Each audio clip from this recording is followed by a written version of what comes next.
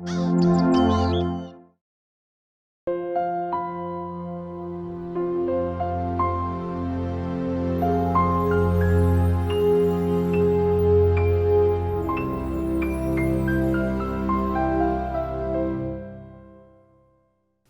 following program contains brief nudity and information that may be considered offensive by three-vessel brewers.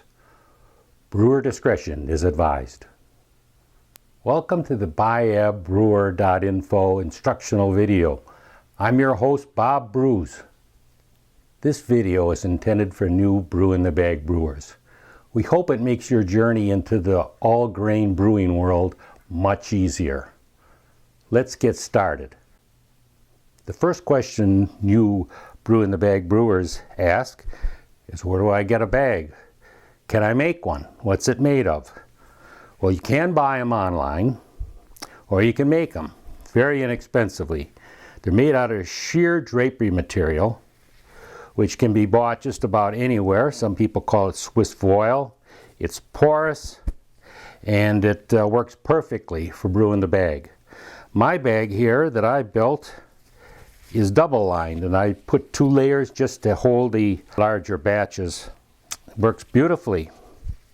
I reinforced it with the strapping and put handles on it to take care of heavy duty grain bills. Now this is going to be a very short demonstration of how brewing the bag works. You can see here I'm just placing the bag over the end of the kettle, and I'm going to use my bungee cord, and of course you can use whatever you want. Doesn't make any difference as long as your bag doesn't touch the bottom of the pot. I'm assuming at this point that you have your grain already ground or bought it. Basically just stir it in, get it nice and mixed. Take your temperature, make sure you're close to your temperature, cover it. Here, if it gets real cold, you put a blanket over it. You know, because of the mass of the water, you don't really lose that much temperature. It's beautiful. Now here I'm just scooping up the bag with a rope that's cut to length. It's a temporary one I used for a while and it worked great. You just snap it right on there and let it sit. It's going to drain by itself. Now I will squeeze it later on in a different demo, but this one I just did real quick to give you an idea how quick it works. Now this bag replaces a mash tun. You can see how clean it is, even after a brewing session. Just shake it out, clean it out, wash it in some good clean water, and you're all done. Simple as that. Now I'm a no-chill brewer, so I use a thick-walled thermoplastic hose here, and it's good for 275 degrees Fahrenheit or 136 Celsius. That doesn't kink or bend, and it's food grade, so that's what you need to get. After it's full, I'm going to put the cap on it loosely.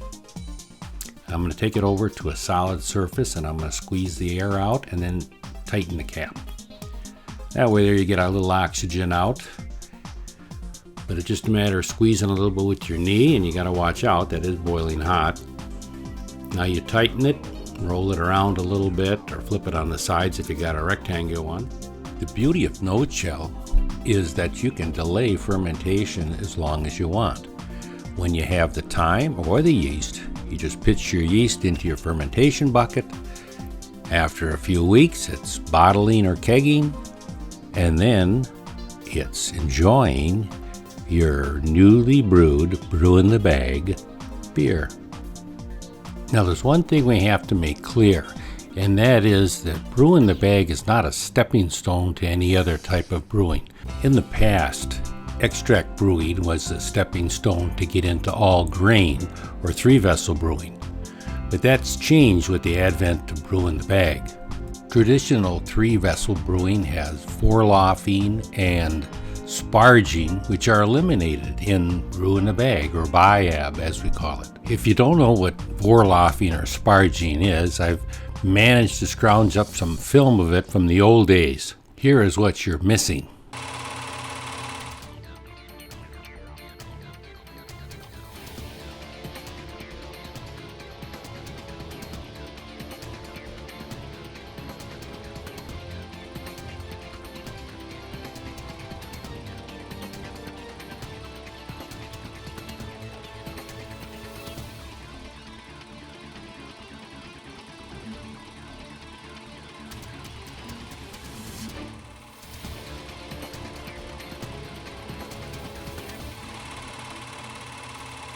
Well, that concludes a brief overview of Brew in the Bag with no chill. In further videos, we hope to further confuse you with some in-depth demonstrations of Brew in the Bag with no chill. Stay tuned for that. Visit us on the web at biabbrewer.info. Good brewing to you.